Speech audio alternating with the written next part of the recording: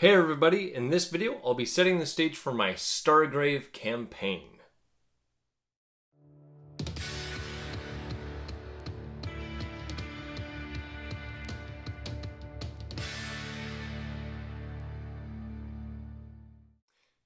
Hey everybody, I'm Alan with Bricks and Blocks Gaming, the channel that plays tabletop games using toy bricks and blocks and discusses the rules and strategies to build the foundation for those games.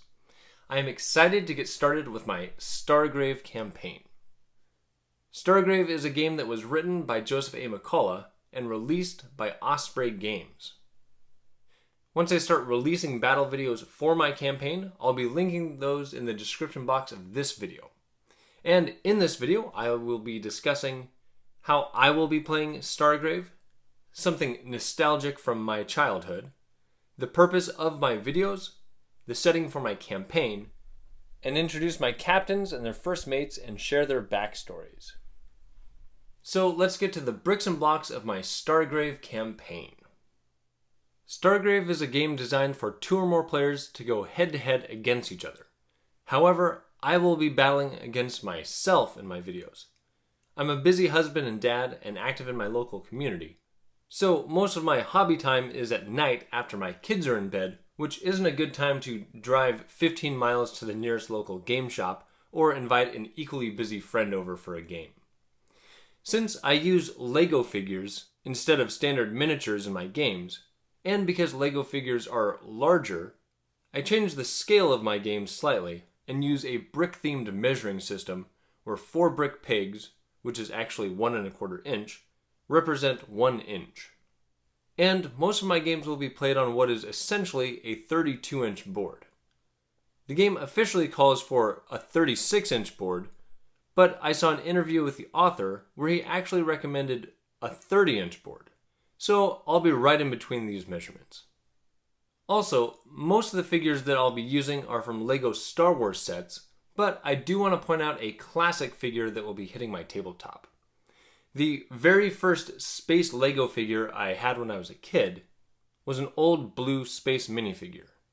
And while rummaging around in my parents' attic recently, I actually found the instructions to that set, XT5 and Droid, from 1988. So both the figure and the droid will be joining one of my crews. My goal with all of my videos is to be both entertaining and informative. I want people to get excited about the games that I'm excited about, and I also have a desire to teach people how to play those games.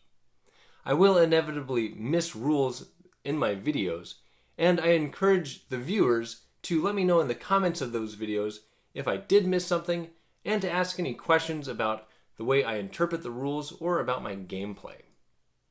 Since I've played a fair amount of Frostgrave, the game which Stargrave's gameplay is generally based on, I might get some terms and rules confused a bit when I play the different games. But since I know a lot of Stargrave players have played Frostgrave in the past, I also plan to take extra time to point out differences between the games, as while there's some obvious differences, there's a lot of subtle differences too that can be easy to overlook. For my campaign, I want to create a narrative and tell a story for why my crews are traveling through the galaxy. So the setting will take place 5 years after the Great War in the galaxy of Stargrave. For each of the scenarios, I'll be modifying the flavor text and plot a little bit to fit the narrative I'm creating for my crews, and hopefully create a cohesive story that gives my crews a reason to be journeying through Stargrave and the 10 scenarios in the core rulebook. I've created 3 crews for my campaign, and the reason for this is because it will hopefully add some variety to my battles, and I also find the more opponents you have in a campaign, the less likely you'll be to just build your team and your powers to simply counter your opponent's choices. I created 4 teams with my Frostgrave campaign, but with that game, the wizard and apprentice have the same abilities. With Stargrave, since the captain and first mate have totally different skill sets, having 3 teams or 6 officers gives plenty of variety. The crew of the Hope Rising are led by General Basu, a military trainer and veteran of the Great War. Seeing the atrocities of war, and now those committed by the pirates, Basu has made it his mission to seek out survivors and liberate prisoners from the dreaded pirates, then train them to fight and forage for supplies in the galaxy of Stargrave. His first mate is Golbloth. His planet was destroyed during the war, and he was left as the lone survivor in a derelict escape vessel when Basu found him. Though his language is completely incomprehensible to others, his people have powerful minds and are able to both speak and manipulate objects just through thought. Being one of the earliest additions to the Hope Rising's crew, Golbloth's skills have proven to be quite useful to the team over the past couple years. The captain and first mate have formed a strong friendship, strengthened by their mutual desire to protect life in the midst of death and darkness. System Crash grew up on a planet near the edge of the Stargrave galaxy and out of the range of most of the destruction from the Great War.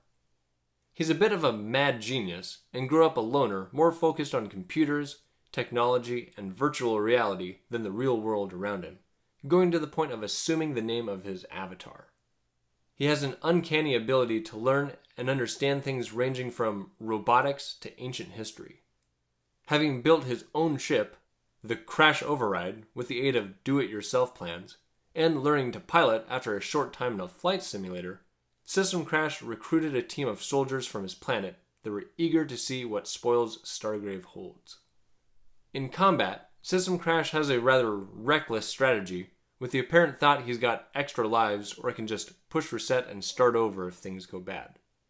As such, the crew members who have stuck around seem to be as crazy as he is.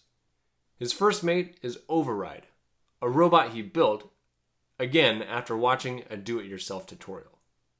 System Crash has declared his goal to be looking for stuff, and although his team isn't ruthless like the pirates, they don't seem to care much about anyone but themselves. The crew of the Crossbones are led by Captain Mira. She quickly worked her way up the ranks of the pirates after finding a strange alien suit that gave her powerful abilities, leading many to refer to her as a magician. Not having many skills of her own aside from what her armor provides her, she has acquired a sense of arrogance since gaining the powers of her suit, and wants to prove herself even more to the higher-ups in her order. As such, she requested and was granted a vessel and crew to seek out small groups of smugglers or rebellious efforts that may be hindering the overall plan for galactic dominance of Stargrave. Her assigned first mate is Lieutenant Vareth. He was a soldier during the Great War and is known for being especially ruthless, even for a pirate. I'll be playing through the 10 scenarios from the Stargrave core book in order, rotating between which crews are matched up for each battle.